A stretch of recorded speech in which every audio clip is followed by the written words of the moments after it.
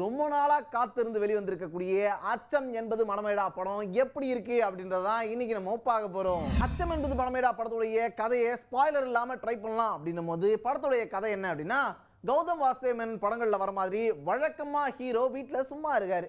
வழக்கமா என்ன பண்ணுவார் அப்படின்னா, மெக்கானிக்கல் இன்ஜினியர் படிச்சிருப்பாரு. இந்த மாதிரி மெக்கானிக்கல் இன்ஜினியரோட MBA அப்படின்னு ஒரு கோர்ஸையும் மேல படிச்சிருக்காரு.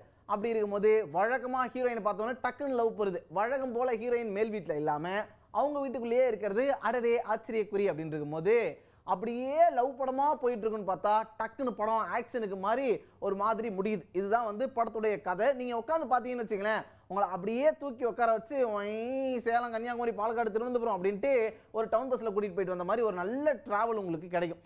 இந்த படத்துல பலம் பலவீனம்லாம் என்ன அப்படின்னு பார்க்கும்போது படத்துக்கு மிகப்பெரிய பலம் படத்துடைய இசை. ஏஆர் ரஹ்மான் பார்த்தீங்கன்னா அப்படியே வச்சு செஞ்சிருக்காரு. பாட்டெல்லாம் ஏற்கனவே தாறுமாறு ஹிட் அடிச்சிருந்த போது இந்த பாட்டு எப்போ வரும், இந்த பாட்டு எப்போ வரும் அப்படின்னு நிறைய பேர் வெயிட் பண்ணி காத்துட்டு இருந்தாங்க. ஒவ்வொரு பாட்டும் ஸ்டார்ட் ஆகும் போது திரையரங்கத்தில் அப்படியே சவுண்டு பறகுது. அதுவும் தள்ளி போகாதே வரும்போதெல்லாம் விசிலி கிளிக்குது. ஸோ ஏஆர் ரஹ்மானுக்காகவே ஒரு பெரிய கூட்டம் படம் பார்க்க வந்திருக்காங்க அப்படின்றது தெரியுது.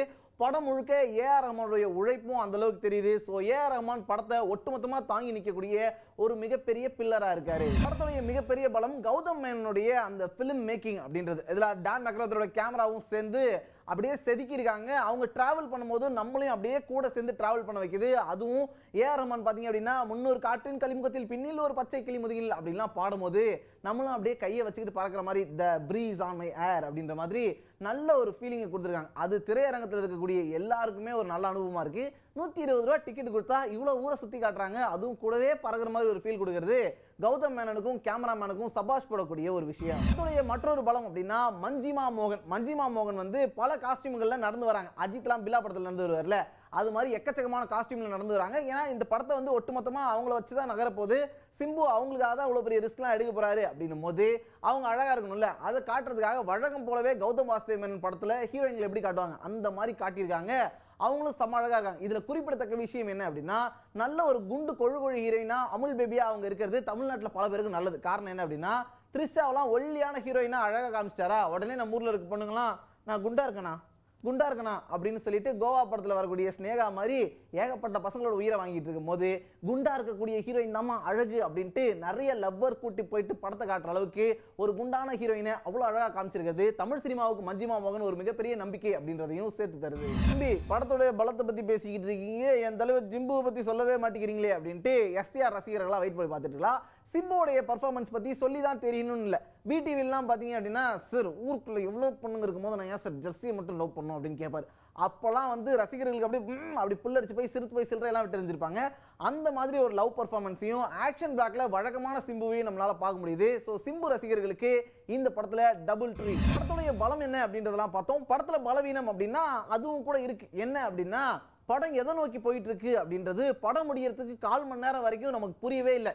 என்னென்னமோ நடக்குது, சண்டையெல்லாம் போடுறாங்க, எதுக்காக போடுறாங்க, அட என்ன பண்றீங்கன்னு சொல்லிட்டு பண்ணுங்க, நாங்களும் படத்துக்குள்ள வரோம் அப்படின்ற மாதிரி வெயிட் பண்ணி பார்த்துட்டு இருக்கும்போது என்னதான் படம் அழகா இருந்தாலும் எதை நோக்கி போகுது அப்படின்றத கொஞ்சம் முன்னாடியே சொல்லியிருந்தாங்கன்னு வச்சுங்களேன், நம்ம இன்னும் ஈர்ப்போட படத்தை பார்த்துருக்க முடியும். படத்துடைய மற்றொரு பலவீனம் என்ன அப்படின்னா, எப்பயுமே கௌதம் படத்துல பாத்தீங்க அப்படின்னா அவருடைய ஸ்டைலே தான் கிளைமாக்ஸ் இருக்கும். ஆனா இந்த திரைப்படத்துல வழக்கத்துக்கு மாறா ப்ரீ கிளைமாக்ஸ்ல பயங்கரமான சினிமாத்தனம் இருந்துச்சு. நிறைய லாஜிக் மில்லர்லாம் இருக்கும்போது கௌதம் படத்துல இப்படி இருக்காதே அப்படின்னு நிறைய பேர் ரொம்ப யோசிச்சு பார்த்தாங்க.